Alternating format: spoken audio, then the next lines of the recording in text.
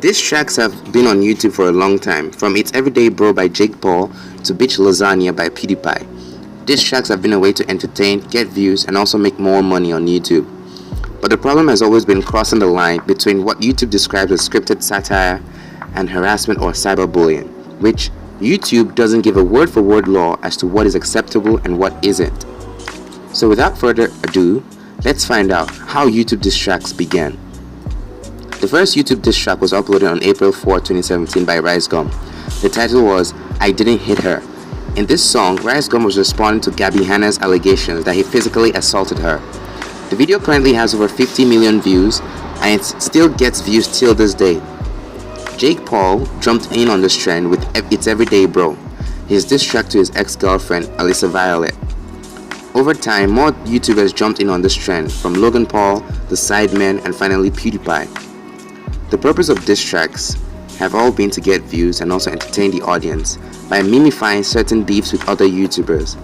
For example, weeks before the Logan Paul vs KSI boxing match, both YouTubers used diss tracks to hype up the tension among them, and as a result, the Logan Paul vs KSI boxing match was the biggest amateur boxing match in history.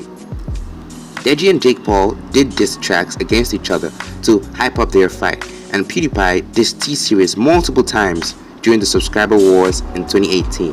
However, like I said, it was for the memes and nothing serious.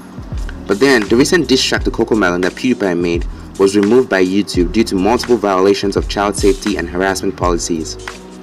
PewDiePie clarified in a different video that children in Cocomelon diss track had the clean version of the song to mime to, and their parents were happy that they participated in the song.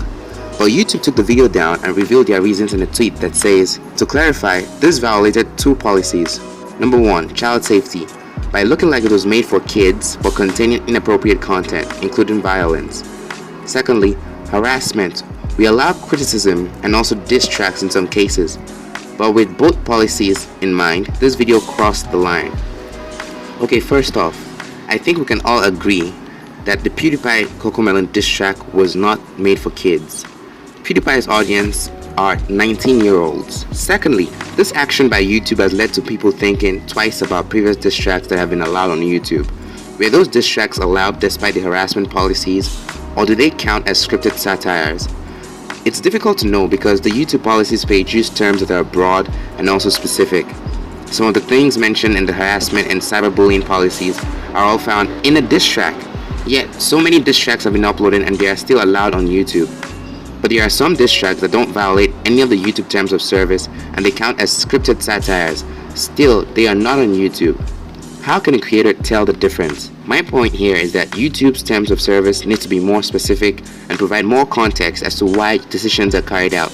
Since the YouTube policies page used vague terms to describe the circumstances that violates or doesn't violate the terms of service, some YouTubers end up making the wrong video and get their channel terminated, while others make a bad video and still stay on the platform. What do you think about this situation? I want to hear your thoughts on this in the comments. Should YouTube remove all diss tracks from the platform, or was the removal of PewDiePie's Cocomelon diss track justified?